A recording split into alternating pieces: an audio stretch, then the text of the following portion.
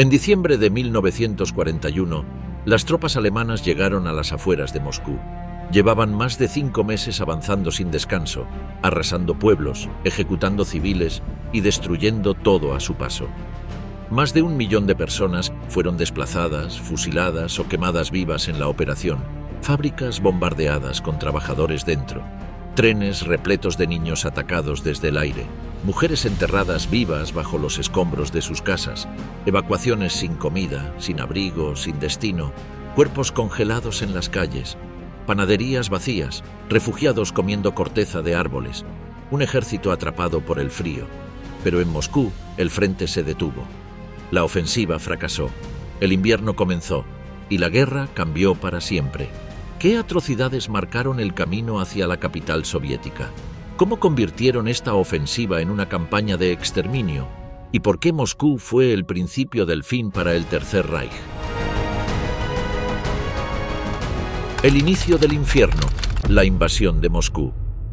Cuando la madrugada del 22 de junio de 1941, los cielos soviéticos se llenaron con el rugido de miles de aviones alemanes, comenzó la ofensiva militar más colosal de la historia.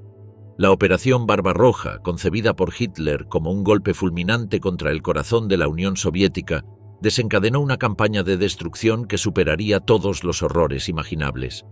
Lo que se avecinaba no era solo una invasión territorial, sino el intento metódico de aniquilar a un pueblo entero. La Wehrmacht avanzó con una velocidad devastadora, aplastando la resistencia inicial del Ejército Rojo que, por orden de Stalin, mantenía posiciones demasiado adelantadas y vulnerables. Las divisiones Panzer atravesaron Bielorrusia y se adentraron en territorio ruso siguiendo 3 rutas de ataque: norte hacia Leningrado, centro hacia Moscú y sur hacia Ucrania.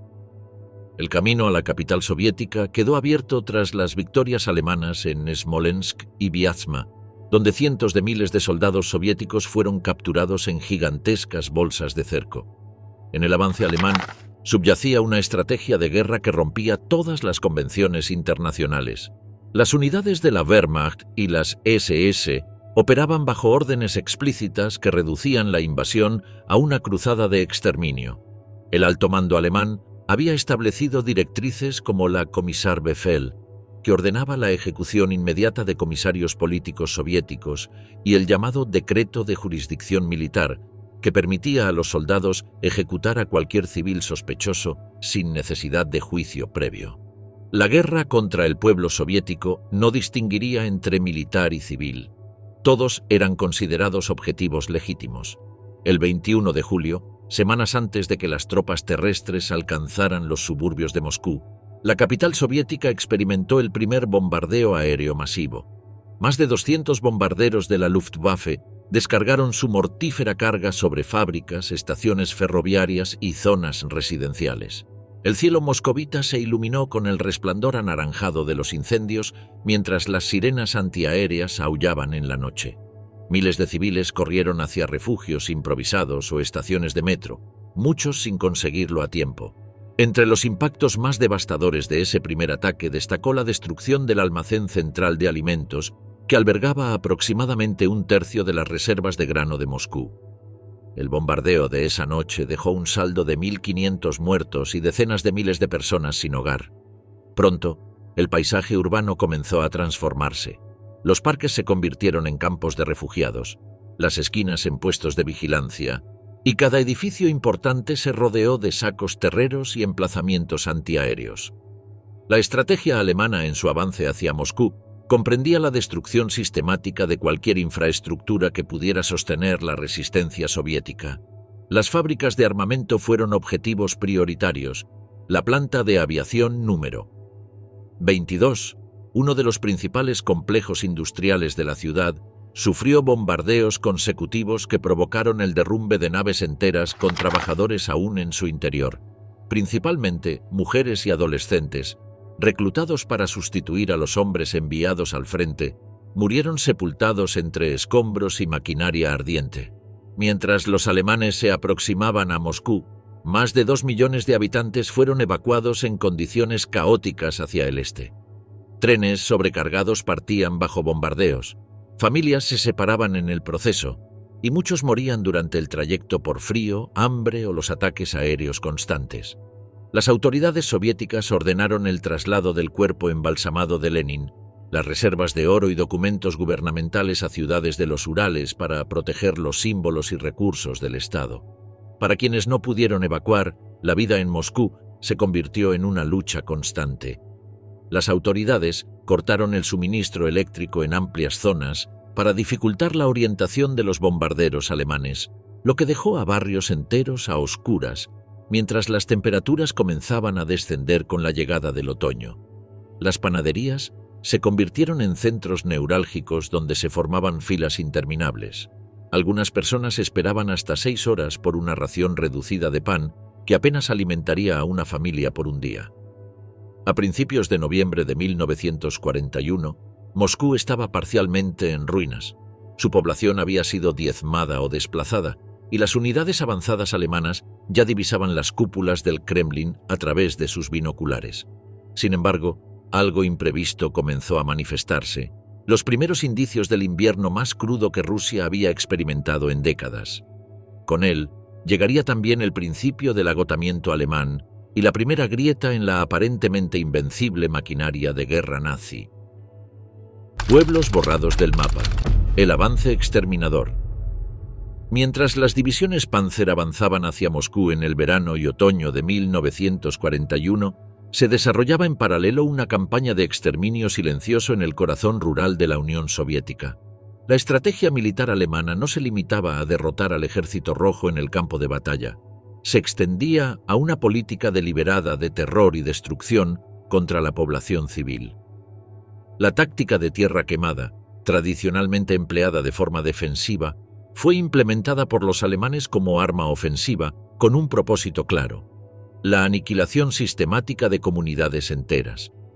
En las regiones agrícolas de Smolensk, Briansk, Kaluga y Rzev, los campos de cultivo se convirtieron en objetivos prioritarios.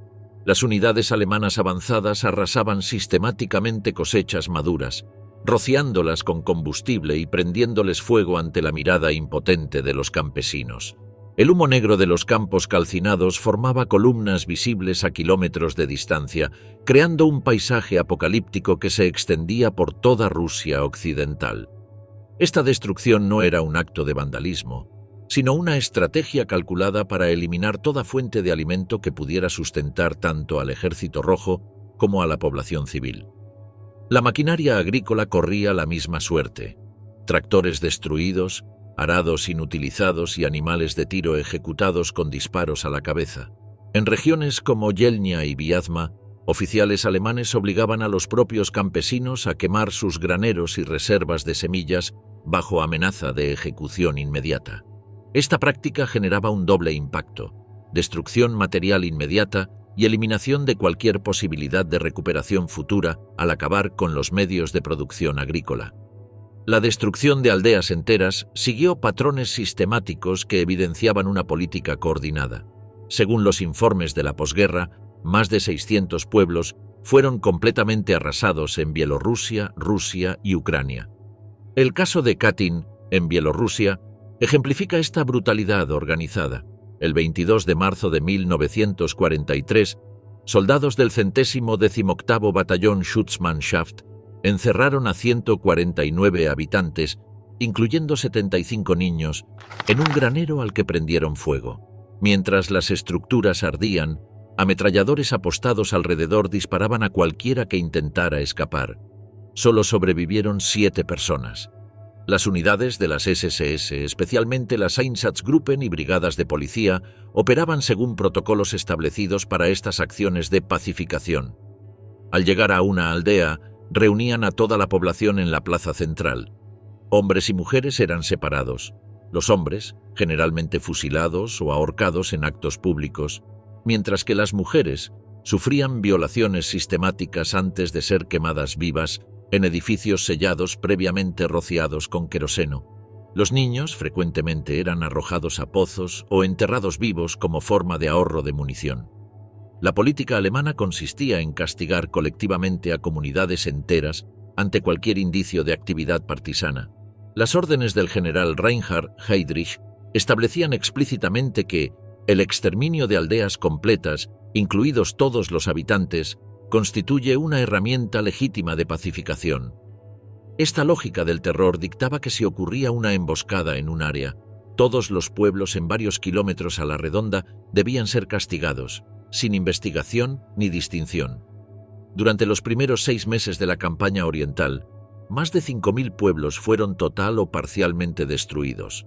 En muchos casos, la mortandad superaba el 80% de la población total. Las listas elaboradas por el Comisariado del Pueblo para la Defensa en 1943 documentaron más de 1 millón de civiles asesinados solamente en regiones rurales, sin incluir las grandes ciudades ni los campos de prisioneros. Los pocos supervivientes de estas masacres enfrentaban un destino apenas más clemente. En numerosos casos, los soldados dejaban deliberadamente con vida a algunos niños huérfanos, no por compasión, sino como forma de castigo adicional, sabiendo que morirían lentamente de hambre. Estos menores vagaban por campos desolados, alimentándose de raíces, corteza de árboles o carroña. Muchos fueron encontrados semanas después por unidades soviéticas, ya en estado terminal de desnutrición o con congelaciones severas. Otros supervivientes fueron deportados por las tropas alemanas y enviados a campos de trabajo en Polonia o Alemania. Allí morían en condiciones de esclavitud, construyendo fortificaciones o trabajando en fábricas de armamento bajo regímenes de hambre y agotamiento. Los niños de estas aldeas, especialmente aquellos con rasgos que los nazis consideraban arios, eran separados para programas de germanización forzada, donde se les borraba su identidad cultural y se les asignaba a familias alemanas. La maquinaria de propaganda nazi justificaba estas acciones presentando a los pueblos soviéticos como nidos de bolchevismo o focos de resistencia partisana. Los soldados alemanes recibían panfletos instructivos donde se les advertía que cualquier civil ruso, incluso niños o ancianos, podía ser un enemigo encubierto. Esta deshumanización sistemática facilitaba la ejecución de órdenes criminales, permitiendo a hombres comunes convertirse en verdugos de pueblos enteros. En algunas regiones como Smolensk, Briansk o el norte de Ucrania, la densidad de población rural disminuyó más de un 70%, creando vastas extensiones despobladas que tardarían décadas en recuperarse. Incluso en casos donde las estructuras físicas fueron reconstruidas después de la guerra, el tejido social y cultural de estos pueblos quedó irreparablemente dañado. Congelados vivos, el invierno que destruyó un ejército. En noviembre de 1941, cuando las tropas alemanas divisaban ya las cúpulas del Kremlin desde la periferia de Moscú, la naturaleza desencadenó su propio contraataque, el invierno ruso más implacable en décadas. Con temperaturas descendiendo vertiginosamente hasta los 40 grados bajo cero, una mortaja blanca cubrió tanto a invasores como a defensores, transformando la batalla en una lucha desesperada contra un enemigo invisible pero omnipresente, el frío extremo. Este fenómeno climatológico no fue meramente un telón de fondo para el conflicto bélico, sino un actor crucial que redefinió el curso de la guerra y multiplicó exponencialmente el sufrimiento humano. La Wehrmacht, diseñada para la guerra relámpago y confiada en una victoria rápida antes de la llegada del invierno, se encontraba completamente despreparada para una campaña invernal prolongada. Los soldados alemanes, que habían marchado a Rusia con uniformes de verano y otoño, carecían del equipamiento básico para temperaturas bajo cero. Las botas estándar, adecuadas para el clima centroeuropeo, resultaban letales en las estepas rusas. El cuero se endurecía hasta volverse quebradizo, mientras que las suelas finas permitían que el frío penetrara hasta los huesos, provocando congelaciones masivas. La maquinaria bélica alemana, tecnológicamente avanzada pero inadaptada para el frío extremo, comenzó a fallar sistemáticamente. Los lubricantes de los tanques Panzer se solidificaban, impidiendo el movimiento de torretas y sistemas de disparo. Los motores de los vehículos no arrancaban por las mañanas, quedando inservibles durante horas críticas. Las baterías perdían eficacia, los combustibles se congelaban en las líneas de alimentación y las armas se atascaban cuando mecanismos metálicos se contraían por el frío. Incluso las actividades más básicas se volvían peligrosas. Tocar metal sin guantes causaba que la piel se adhiriera instantáneamente, provocando dolorosas heridas al desprenderse. Los informes médicos del Oberkommando des Heeres documentaron un fenómeno desconocido para los médicos militares alemanes: casos masivos de Kälteschäden, daños por frío, que desbordaban los hospitales de campaña. Entre noviembre de 1941 y febrero de 1942, más de 100.000 soldados alemanes fueron evacuados por cuadros severos de congelamiento. Las amputaciones se volvieron rutinarias mientras gangrenas y necrosis afectaban extremidades, orejas, narices y genitales expuestos al frío. Las unidades médicas, sin experiencia previa con estas patologías, improvisaban tratamientos frecuentemente ineficaces. La situación sanitaria en ambos bandos se deterioró rápidamente. La disentería, el tifus y la neumonía se propagaron con velocidad alarmante en condiciones de hacinamiento e higiene deficiente. En áreas como Klin y Kaluga, los cadáveres no podían ser enterrados por la dureza del suelo congelado, acumulándose entre las trincheras. La descomposición, ralentizada por el frío pero no detenida completamente, creaba un ambiente insalubre que favorecía la transmisión de enfermedades. El hambre agudizaba los efectos del frío. Las líneas de suministro alemanas, extendidas más de 1.000 kilómetros desde sus bases en Polonia, sufrían constantes interrupciones por ataques partisanos y condiciones climáticas adversas. Los soldados recibían raciones cada vez más reducidas e irregulares. La desesperación llevó a casos documentados de tropas alemanas que consumían cuero hervido de cinturones y monturas, musgo raspado de árboles o animales muertos encontrados en el camino. Un pedazo de pan congelado podía desencadenar peleas letales entre soldados de la misma unidad. En el bando soviético, la situación alimentaria era igualmente crítica. Las raciones diarias para los defensores de Moscú se redujeron progresivamente hasta alcanzar mínimos de supervivencia. Menos de 300 gramos de pan negro por día, frecuentemente mezclado con celulosa y otros sustitutos para aumentar su volumen. La sopa distribuida en las unidades de primera línea consistía básicamente en agua caliente con trazas de cebada o patatas descompuestas. El hambre extrema condujo a situaciones desesperadas, con soldados de ambos bandos recuperando comida de los bolsillos de cadáveres congelados. Para la población civil atrapada entre los frentes, el invierno representó un genocidio climático. En Moscú y las ciudades del oeste soviético, miles de familias subsistían sin calefacción, sin agua corriente, las tuberías habían reventado por congelación, y con suministro eléctrico intermitente o inexistente. Las viviendas, muchas de ellas dañadas por bombardeos, no ofrecían protección eficaz contra temperaturas extremas. Las familias dormían completamente vestidas, frecuentemente varias personas compartiendo una misma manta para generar calor corporal. En las aldeas parcialmente destruidas por los combates, las condiciones eran aún más precarias. Familias enteras se hacinaban en sótanos o refugios improvisados, quemando cualquier material combustible disponible: muebles, libros, ropa, incluso estructuras de madera de las propias viviendas. Esta búsqueda desesperada de combustible implicaba riesgos mortales. Salir a recoger leña significaba exponerse a disparos de patrullas alemanas, que consideraban cualquier movimiento como potencialmente hostil. El frío extremo interactuaba letalmente con la desnutrición, multiplicando sus efectos. Los cuerpos, debilitados por el hambre, perdían capacidad de generar calor, entrando en un círculo vicioso donde el frío aumentaba las necesidades calóricas mientras disminuía la capacidad de obtener alimentos. Los niños y ancianos, con reservas corporales limitadas, fueron las primeras víctimas de esta combinación mortal. En muchas familias, los adultos renunciaban a su propia alimentación para prolongar la supervivencia de los más pequeños, acelerando su propio deterioro. Las patologías invernales se agravaron por la ausencia casi total de atención médica. Sin acceso a antibióticos ni a condiciones sanitarias mínimas, infecciones relativamente menores se volvían letales.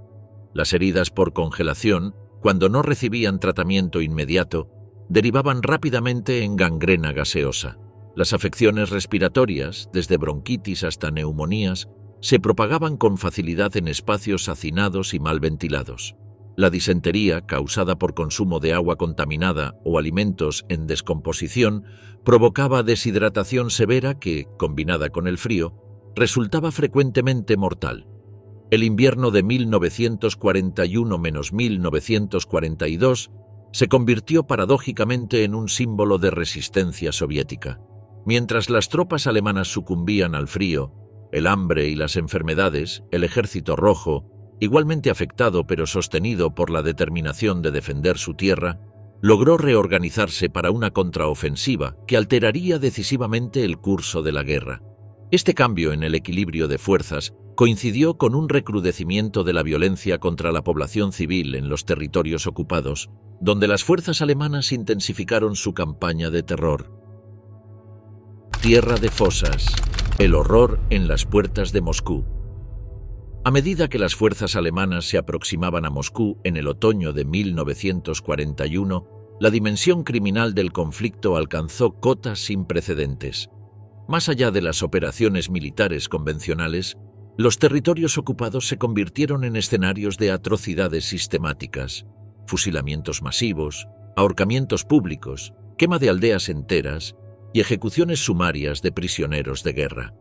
La barbarie desplegada en las afueras de la capital soviética no fue producto del caos inherente al combate ni de excesos individuales, sino la implementación metódica de una política de terror diseñada para aniquilar cualquier forma de resistencia, real o percibida. En los bosques de las regiones de Smolensk, Kaluga, Rjev y Vyazma, unidades especiales cavaron fosas comunes donde se fusilaban metódicamente a cientos de prisioneros y civiles. Estos crímenes fueron perpetrados principalmente por las Einsatzgruppen, escuadrones móviles de ejecución bajo el mando de las SS, pero con frecuente participación y apoyo logístico de unidades regulares de la Wehrmacht. Un documento capturado por el Ejército Rojo en enero de 1942, procedente de la Einsatzgruppe B, registraba con precisión burocrática la ejecución de 872 personas en las afueras de Vyazma. Entre las víctimas se contaban 135 supuestos comisarios políticos, 287 mujeres acusadas de actividades partisanas y 94 niños que presuntamente habían intentado escapar durante la operación. El documento detallaba incluso el gasto de munición y tiempo empleado en el proceso. Los fusilamientos seguían un patrón establecido que maximizaba eficiencia y minimizaba resistencia. Los prisioneros eran reunidos en filas, a menudo después de haber cavado sus propias fosas. Se les despojaba de abrigos y objetos de valor, incluyendo alianzas matrimoniales y dentaduras con empastes de oro. Luego eran conducidos al borde de la fosa en pequeños grupos, donde recibían un disparo en la nuca con pistolas del calibre 7.65 milímetros, seleccionadas por su menor retroceso para permitir mayor precisión en ejecuciones prolongadas. Los cuerpos caían directamente en la fosa y las víctimas siguientes debían posicionarse sobre los cadáveres aún calientes de quienes les habían precedido. Los pueblos enteros se convirtieron en objetivos de castigos colectivos cada vez que unidades partisanas atacaban convoyes o patrullas alemanas.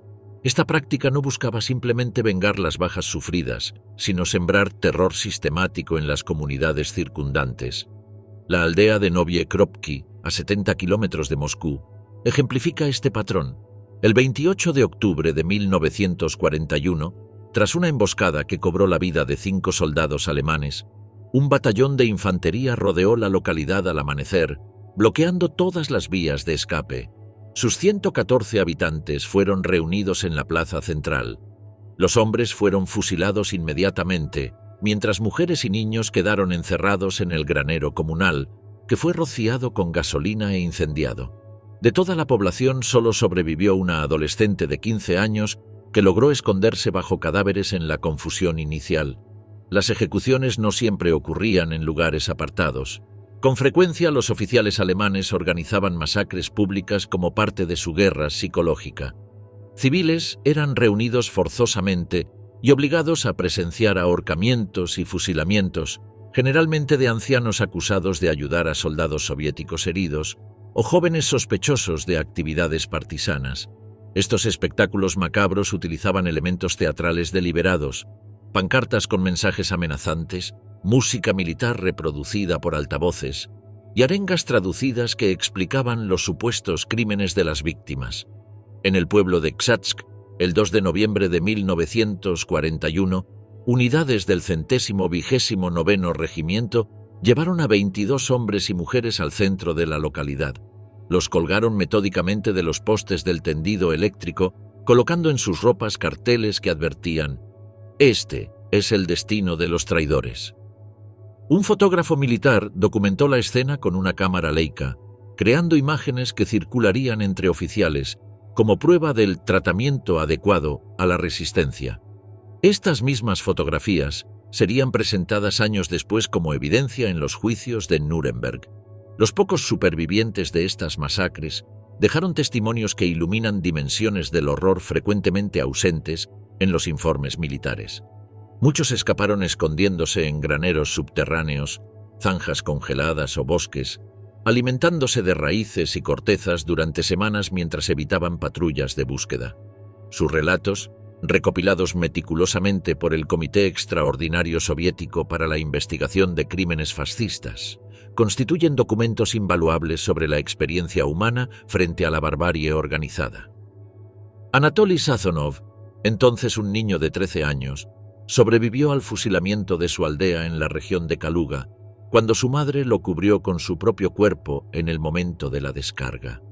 Permaneció inmóvil entre cadáveres durante 2 días, mientras los soldados saqueaban las viviendas, hasta que finalmente pudo escapar arrastrándose por un barranco congelado.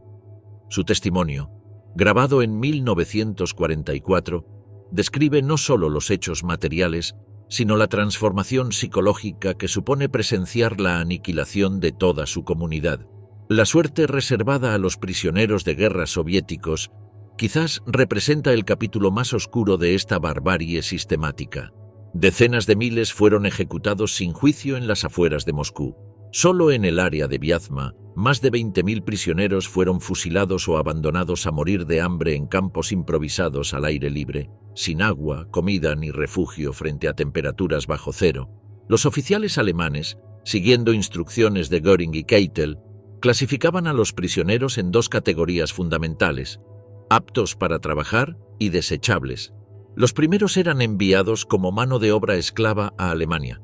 Los segundos, ejecutados por las SS o entregados a unidades auxiliares de policía para su eliminación.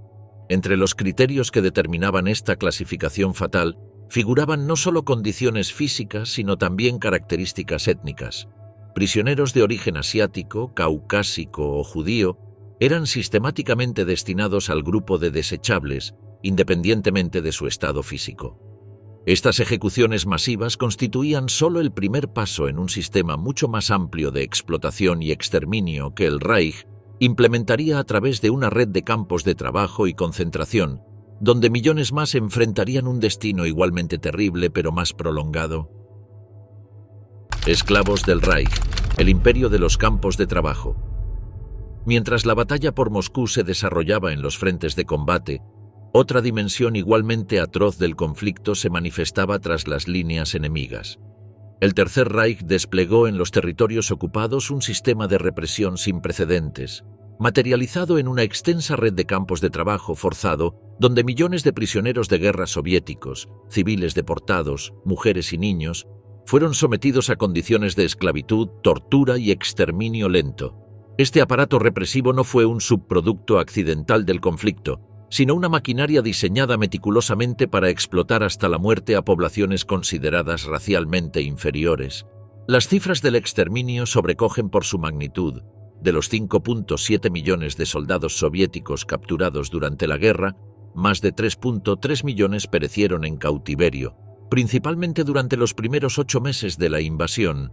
Esta tasa de mortalidad del 57% contrasta dramáticamente con el 3.5% registrado entre prisioneros británicos y estadounidenses, evidenciando que no estamos ante meras carencias logísticas, sino frente a una política deliberada de aniquilación.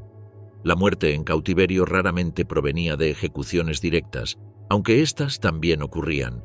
El método preferido era el exterminio por agotamiento sistemático, hambre extrema, trabajo forzado extenuante, exposición a elementos naturales y privación deliberada de necesidades básicas. En los llamados campos de tránsito, o Gulag, Decenas de miles de prisioneros eran confinados en espacios abiertos delimitados por alambre de púas, sin estructuras permanentes, obligados a dormir directamente sobre la tierra. Durante la época invernal, prisioneros excavaban desesperadamente hoyos en el suelo congelado como refugio improvisado, donde morían aplastados por derrumbes o asfixiados por la nieve acumulada. La alimentación en estos campos estaba científicamente calculada para conducir a la muerte por inanición gradual. La ración diaria promedio para un prisionero soviético consistía en 200 gramos de pan elaborado con restos de molienda y aserrín, y 1 litro de sopa aguada sin valor nutritivo real. Estas raciones aportaban aproximadamente 700 calorías diarias, mientras que el trabajo forzado y las condiciones climáticas requerían un mínimo de 2000 para la supervivencia. El debilitamiento progresivo reducía la capacidad inmunológica, haciendo a los prisioneros vulnerables a epidemias de tifus, disentería y tuberculosis que arrasaban regularmente los campos. Un informe recuperado del Gulag 205 en Smolensk revela la fría contabilidad de este exterminio. De los 24.000 prisioneros allí reunidos en noviembre de 1941, únicamente 7.000 sobrevivieron al invierno. El documento detalla meticulosamente las causas oficiales de muerte: 9.000 por causas naturales, principalmente inanición y enfermedades, 5.500 abatidos durante intentos de fuga, categoría que frecuentemente ocultaba ejecuciones arbitrarias, y 2.500 transferidos a tratamiento especial, eufemismo administrativo para ejecuciones selectivas.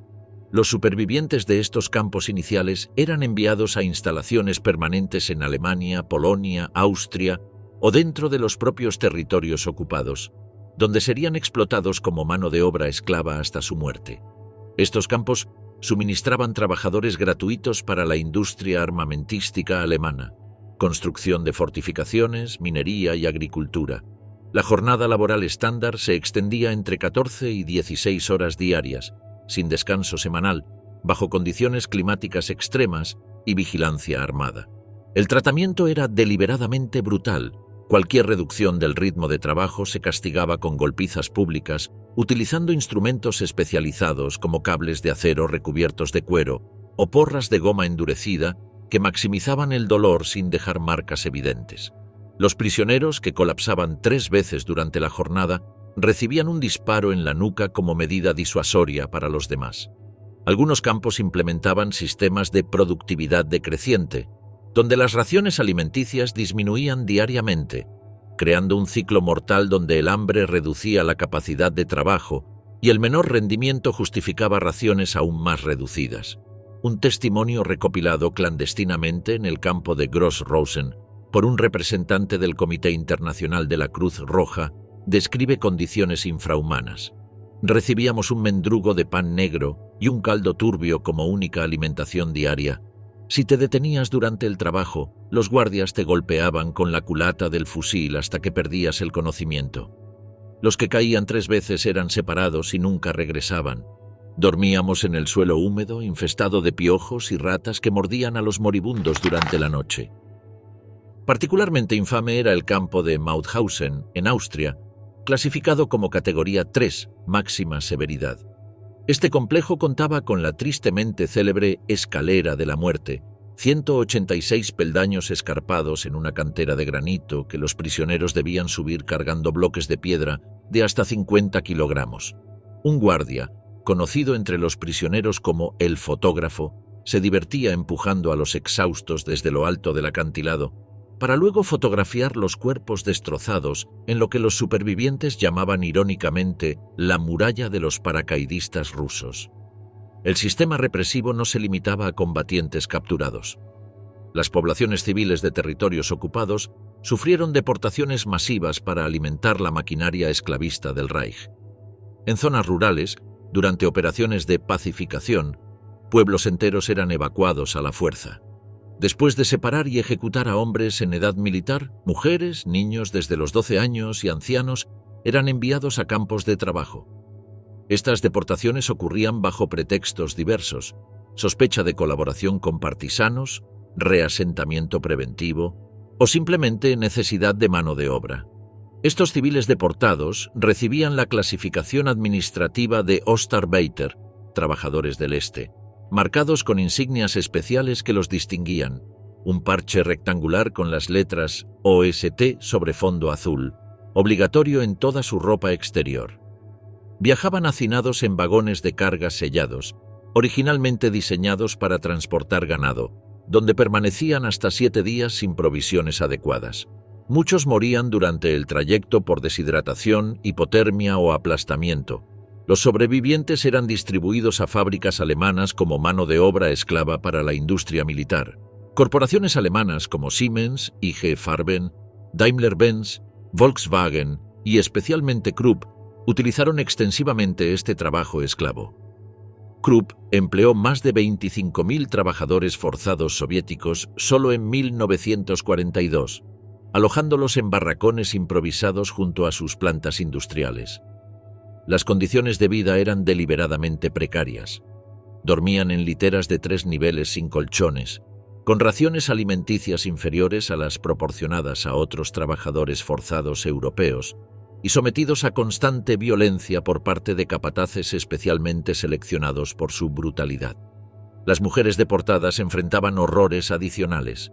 Documentos internos de la Administración de Campos describen rutinas de selección para servicios especiales, eufemismo que ocultaba violaciones sistemáticas por guardias o su entrega como premio a unidades de las SS. Embarazos resultantes de estas violaciones generalmente terminaban en abortos forzados rudimentarios o infanticidios tras el nacimiento. En algunos casos, lactantes eran separados de sus madres para experimentos de crianza en instalaciones especiales donde se evaluaba su potencial de germanización, según criterios raciales pseudocientíficos. No todos los prisioneros eran destinados al trabajo esclavo prolongado. En muchos campos, especialmente aquellos gestionados directamente por las SS como Majdanek o Auschwitz III, Monowitz, grandes contingentes de soviéticos eran sistemáticamente exterminados a su llegada. Seleccionados mediante inspecciones sumarias, aquellos considerados no aptos para el trabajo eran conducidos directamente a instalaciones de exterminio. En muchos casos, esta selección se basaba explícitamente en criterios raciales.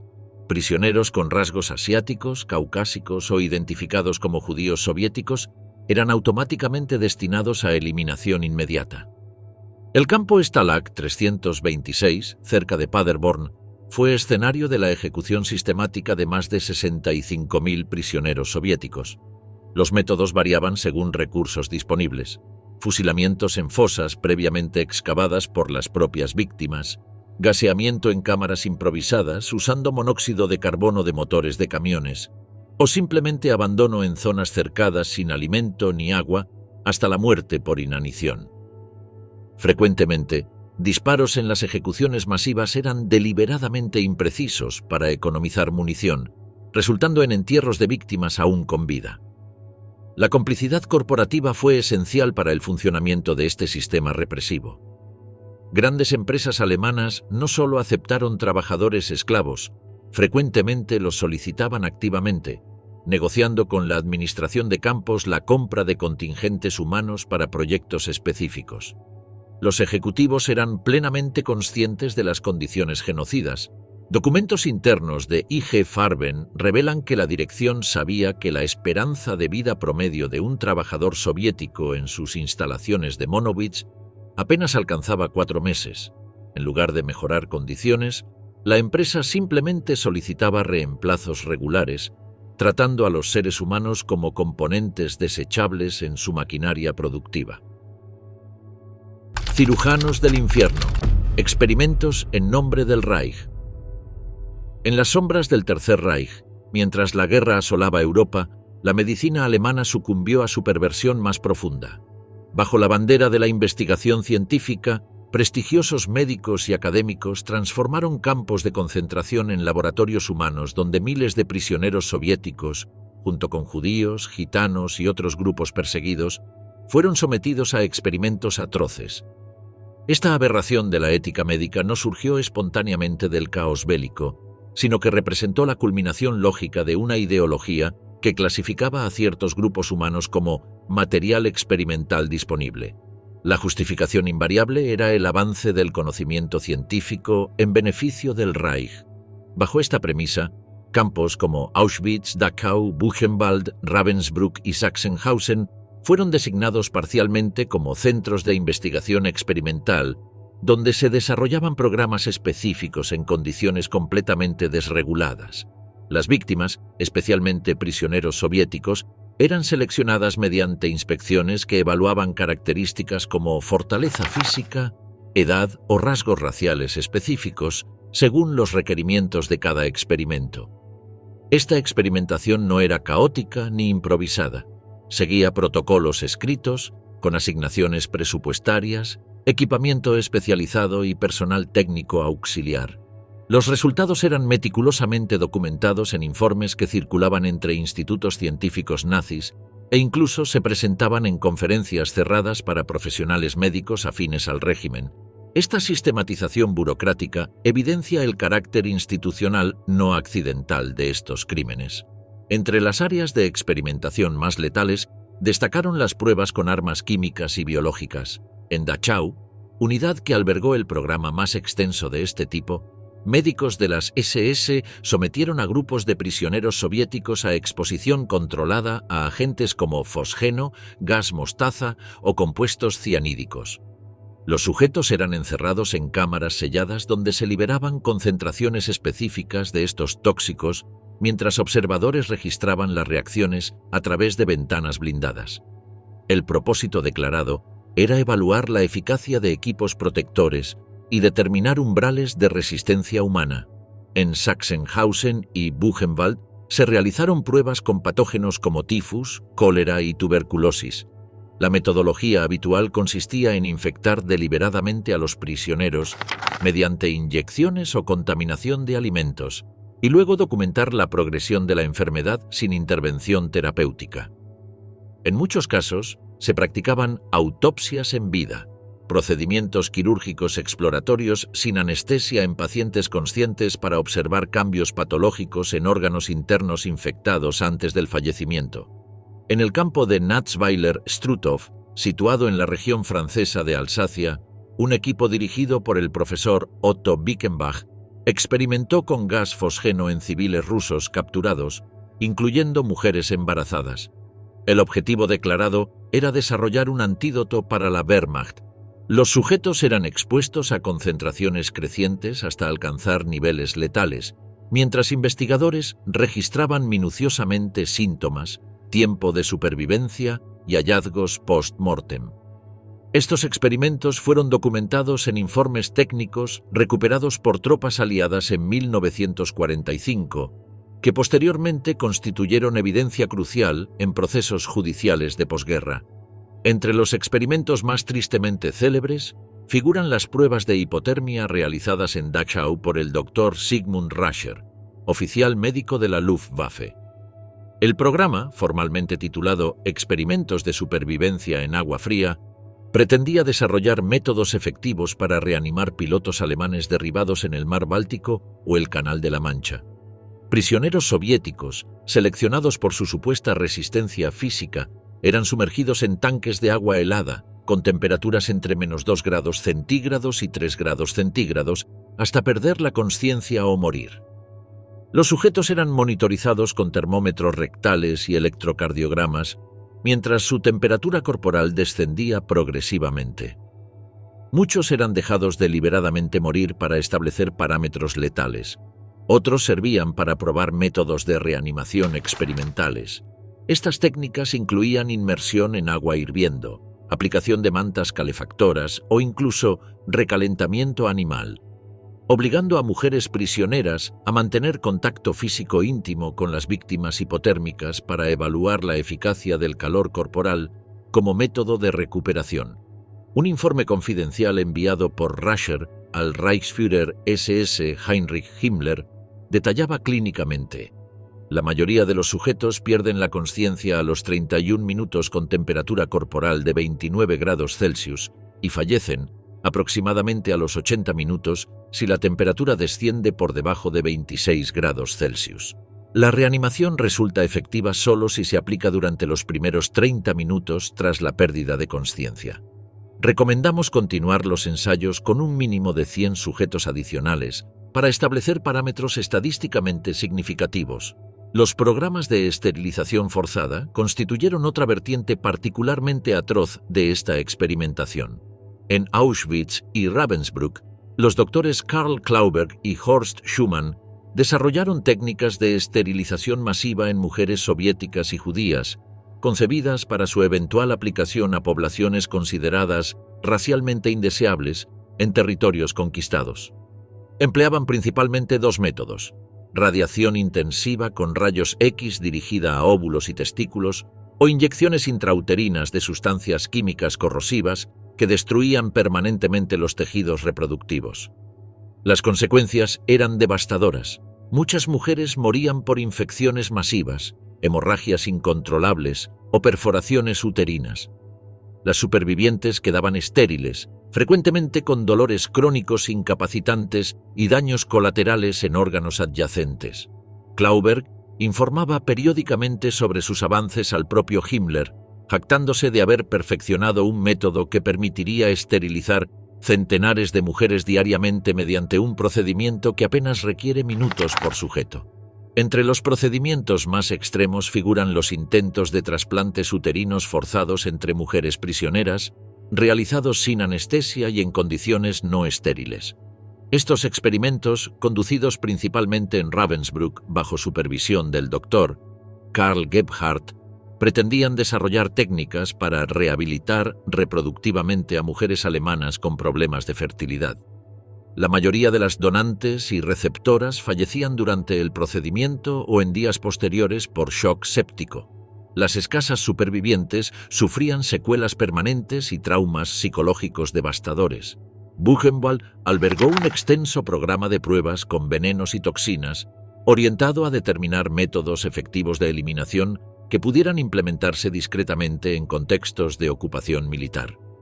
Prisioneros recibían alimentos o agua contaminados con diversas sustancias: cicuta, arsénico, estricnina o compuestos experimentales desarrollados específicamente para estos programas. Los investigadores documentaban meticulosamente tiempos de acción, síntomas progresivos y niveles de sufrimiento visible, priorizando toxinas que resultaran letales pero relativamente indoloras para facilitar operaciones encubiertas. Paralelamente, se desarrollaron experimentos de resistencia física extrema, como pruebas de deshidratación severa donde prisioneros eran forzados a caminar durante días bajo sol ardiente sin acceso a líquidos, o ingestión obligada de agua marina para estudiar efectos de la salinidad en organismos deshidratados. En otras variantes, se inyectaban soluciones salinas hipersaturadas directamente en el torrente sanguíneo para inducir fallos renales y estudiar la progresión del daño orgánico mediante extracciones regulares de tejido renal sin anestesia. Los experimentos de presión atmosférica y altitud, conducidos en la cámara hipovárica de Dachau, fueron particularmente atroces. Esta instalación, diseñada para simular condiciones de vuelo a gran altitud, sometía a los prisioneros a descompresiones rápidas equivalentes a elevaciones de hasta 20.000 metros. Los sujetos experimentaban desde dolores insoportables por expansión de gases corporales hasta embolias masivas, hemorragias pulmonares y, finalmente, muerte agónica. Estos experimentos pretendían resolver problemas prácticos de la Luftwaffe relacionados con eyecciones de emergencia en bombarderos de gran altitud. Aunque el nivel de mortalidad en estos experimentos era abrumador, algunos supervivientes lograron preservar su testimonio para la posteridad. Marilla Ivanovna, capturada cerca de Smolensk y enviada a Ravensbrück, sobrevivió a un experimento de esterilización química. Su relato, registrado por investigadores soviéticos en 1946, describe: «Me sujetaron a una mesa metálica. Un líquido ardiente me quemaba desde dentro. No podía gritar porque me mordía la lengua por el dolor. Después no pude caminar durante semanas. El dolor nunca desapareció completamente, y con él, la posibilidad de tener hijos». Leonid Voronov, soldado del Ejército Rojo capturado en Vyazma y enviado a Dachau, sobrevivió a un experimento de hipotermia. Su testimonio, presentado durante los juicios médicos de Nuremberg, expone la deshumanización absoluta de estas prácticas. Sentí cómo mi cuerpo dejaba de pertenecerme. Cada célula gritaba. Me oriné encima sin control. Vomité. Perdí conciencia. No supe que seguía vivo hasta que abrí los ojos en un charco de mi propia sangre. El médico anotaba algo en su libreta, irritado porque no había muerto según sus cálculos. Estos relatos, junto con miles de documentos médicos recuperados tras la liberación de los campos, constituyeron evidencia central para el denominado Juicio de los Doctores, celebrado en Nuremberg entre diciembre de 1946 y agosto de 1947. En este proceso, 23 médicos y administrativos fueron acusados de crímenes contra la humanidad y crímenes de guerra por su participación en experimentos no consentidos y letales sobre seres humanos. La evidencia resultó abrumadora. Informes científicos detallados, fotografías de procedimientos, órganos preservados en formaldehído como especímenes interesantes, y testimonios tanto de supervivientes como de personal auxiliar que había presenciado estos horrores. De los 23 acusados, 7 fueron condenados a muerte, incluidos Karl Brandt, médico personal de Hitler y comisionado para Sanidad y Salud del Reich, y Waldemar Hoven, médico jefe de Buchenwald. Otros recibieron sentencias de prisión que, significativamente, muchos no cumplieron completamente debido a conmutaciones posteriores. Como resultado directo de este juicio, se elaboró el Código de Nuremberg, documento pionero en la historia de la bioética, que estableció por primera vez principios fundamentales para la experimentación con seres humanos: consentimiento informado voluntario, ausencia absoluta de coerción, minimización del sufrimiento innecesario, proporcionalidad entre riesgos y beneficios potenciales, libertad del sujeto para interrumpir su participación y prohibición categórica de experimentos que pudieran resultar en muerte o daño permanente sin justificación terapéutica directa para el participante. El comienzo del fin, la derrota que quebró a Hitler. La batalla de Moscú, librada entre octubre de 1941 y enero de 1942, marcó el primer gran fracaso estratégico de la Wehrmacht en la Segunda Guerra Mundial. Más allá de un revés táctico, significó el principio de un colapso gradual que alteraría definitivamente el curso del conflicto global. La derrota alemana reveló vulnerabilidades críticas de una maquinaria bélica que hasta entonces parecía invencible. El 2 de octubre de 1941 comenzó la ofensiva final alemana sobre Moscú, denominada Operación Tifón. Hitler y su alto mando confiaban plenamente en que un golpe contundente contra la capital soviética provocaría el derrumbe completo del régimen stalinista. La primera fase pareció confirmar este optimismo. Las formaciones acorazadas del Grupo de Ejércitos Centro avanzaban velozmente, capturando centenares de miles de soldados soviéticos en las gigantescas bolsas de cerco de Vyazma y Briansk. El Ejército Rojo, aparentemente desmoralizado, sufría bajas catastróficas mientras retrocedía hacia posiciones cada vez más cercanas a Moscú. Este avance aparentemente imparable pronto enfrentó un obstáculo no previsto: la Rasputitsa, temporada de lluvias otoñales que transformó los caminos rusos en pantanos impracticables. Los suelos fangosos inmovilizaron gradualmente la maquinaria alemana, tanques atascados hasta los ejes, camiones de suministro incapaces de avanzar e infantería obligada a transportar municiones y equipamiento a través de kilómetros de terreno virtualmente intransitable. Las consecuencias logísticas fueron inmediatas y severas. Las líneas de abastecimiento, ya sobreextendidas, colapsaron completamente. Unidades avanzadas comenzaron a reportar escasez crítica de municiones, combustible, alimentos y medicamentos. Las reparaciones de equipamiento resultaban imposibles por falta de repuestos, reduciendo progresivamente la capacidad operativa de las formaciones blindadas que constituían la punta de lanza del avance. Cuando finalmente el barro se congeló con la llegada de las primeras heladas, el mismo invierno que ya había devastado las unidades avanzadas se convirtió en un factor decisivo contra todo el frente alemán. Las deficiencias logísticas y de equipamiento invernal, ya evidentes desde el inicio de la campaña, ahora comprometían la capacidad operativa de todo el Grupo de Ejércitos Centro. En contraste, por orden directa de Stalin, divisiones siberianas específicamente entrenadas para combate invernal fueron transferidas desde el lejano oriente. Estos soldados, equipados con uniformes térmicos especiales, esquíes y armamento preparado para funcionar en temperaturas extremas, constituyeron la punta de lanza de la contraofensiva soviética que se preparaba meticulosamente. A finales de noviembre de 1941, elementos avanzados alemanes alcanzaron Khimki, suburbio situado a apenas 30 kilómetros del Kremlin. Desde posiciones elevadas, oficiales alemanes distinguían las cúpulas doradas de Moscú a través de sus binoculares.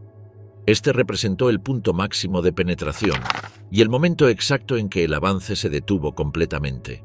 El desgaste acumulado, las condiciones extremas y la resistencia cada vez más organizada habían agotado el impulso ofensivo alemán.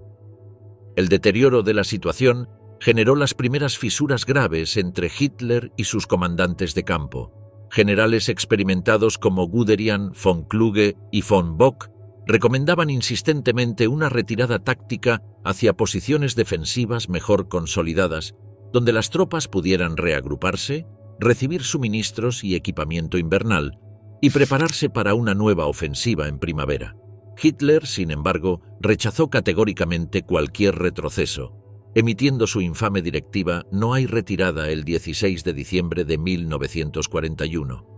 Esta orden, contraria a toda lógica militar en las circunstancias existentes, condenó a numerosas unidades a ser aniquiladas en posiciones insostenibles. Algunos comandantes, evaluando la situación desesperada, desobedecieron parcialmente estas instrucciones y autorizaron repliegues limitados para salvar a sus hombres, arriesgando sus carreras y potencialmente sus vidas por contravenir órdenes directas del Führer. El 5 de diciembre de 1941, en medio de una tormenta de nieve que reducía la visibilidad a pocos metros, el Ejército Rojo lanzó su primera gran contraofensiva coordinada. Divisiones siberianas frescas, apoyadas por formaciones de tanques T-34 producidos en fábricas trasladadas más allá de los Urales, atacaron simultáneamente varios sectores del sobreextendido frente alemán. La elección del momento fue perfectamente calculada. El frío extremo afectaba mucho más severamente a los alemanes mal equipados que a las tropas soviéticas específicamente preparadas para estas condiciones. La contraofensiva soviética sorprendió a una Wehrmacht ya exhausta y desmoralizada. En varios sectores las líneas defensivas colapsaron completamente. La prohibición de Hitler de realizar retiradas organizadas transformó lo que podría haber sido un repliegue disciplinado en una huida caótica. Unidades enteras quedaron aisladas, rodeadas por fuerzas soviéticas que avanzaban rápidamente por sus flancos. Las carreteras de retirada quedaron sembradas de vehículos abandonados, equipamiento descartado y cadáveres congelados. Cuando el frente finalmente se estabilizó a finales de enero de 1942, el balance para la Wehrmacht era catastrófico. Más de 500.000 bajas entre muertos, heridos y desaparecidos, más de 1.300 tanques y vehículos blindados destruidos o abandonados, centenares de aviones derribados y docenas de divisiones completamente destrozadas o reducidas a fragmentos inoperativos. El impacto psicológico resultó igualmente devastador. El mito de la invencibilidad alemana, cuidadosamente construido tras una sucesión ininterrumpida de victorias desde 1939, se había desmoronado definitivamente. En Berlín comenzaron las primeras críticas internas a la estrategia de Hitler, aunque inicialmente limitadas a círculos militares restringidos. El mariscal de campo Fedor von Bock, comandante del grupo de ejércitos centro durante la fase inicial de la batalla, fue relevado de su mando, iniciando una purga progresiva de generales que cuestionaban las decisiones estratégicas del Führer. Paradójicamente, la extrema brutalidad implementada por las fuerzas alemanas durante la campaña terminó volviéndose contra sus propios intereses estratégicos. Las masacres de civiles, deportaciones masivas, política de tierra quemada y fusilamientos de prisioneros no quebraron la resistencia soviética, sino que la fortalecieron inmensamente. Millones de ciudadanos soviéticos que inicialmente mantenían reservas hacia el régimen estalinista unieron fuerzas en defensa de su tierra ante una amenaza existencial evidente. Esta cohesión nacional intensificó todos los aspectos de la resistencia. El movimiento partisano se expandió exponencialmente, con miles de civiles uniéndose a unidades irregulares que atacaban constantemente las líneas de suministro alemanas. Las fábricas evacuadas a regiones orientales incrementaron su producción hasta niveles insospechados, trabajando ininterrumpidamente bajo consignas de sacrificio patriótico. Los voluntarios para el servicio militar aumentaron masivamente, proporcionando reservas humanas prácticamente inagotables para el Ejército Rojo. Las consecuencias estratégicas de la derrota en Moscú se extendieron mucho más allá del frente oriental. La entrada de Estados Unidos en la guerra, apenas días después del inicio de la contraofensiva soviética, tras el ataque japonés a Pearl Harbor el 7 de diciembre, transformó radicalmente la ecuación global. Alemania enfrentaba ahora la perspectiva de una guerra en múltiples frentes contra la combinación de las tres potencias industriales más grandes del planeta: Estados Unidos, la Unión Soviética y el Imperio Británico. Esta nueva realidad exponía las vulnerabilidades fundamentales de la estrategia alemana. El Reich había apostado todo a victorias relámpago que terminarían la guerra antes de que su base industrial, significativamente menor que la de sus adversarios combinados, se viera comprometida en una guerra de desgaste prolongada. El fracaso en Moscú significaba precisamente la materialización de ese escenario temido. Un conflicto extendido, donde las ventajas cuantitativas de los aliados eventualmente prevalecerían sobre las ventajas cualitativas temporales de Alemania. El alto mando alemán, forzado a reconsiderar su estrategia tras el fracaso en Moscú, dirigió sus esfuerzos hacia objetivos alternativos durante 1942, primero Stalingrado y luego los campos petrolíferos del Cáucaso. Sin embargo, estos ajustes tácticos no resolvían el problema estratégico fundamental: la incapacidad alemana para sostener una guerra prolongada contra la coalición que se había formado en su contra. Cada nueva ofensiva, incluso cuando lograba avances iniciales, simplemente extendía más las ya sobreexigidas líneas logísticas y dispersaba fuerzas cada vez más escasas. Para la población soviética, la victoria defensiva en Moscú representó mucho más que un éxito militar. Constituyó un momento psicológico crucial, transformando el terror paralizante inicial ante la aparentemente invencible máquina de guerra nazi en una determinación inquebrantable. El invierno de 1941-42, con todo su sufrimiento indescriptible, se convirtió paradójicamente en símbolo de resistencia y resiliencia nacional. La capacidad de soportar condiciones que habían derrotado tanto a Napoleón como ahora a Hitler reforzó una narrativa histórica de excepcionalismo ruso que trascendería incluso al régimen soviético.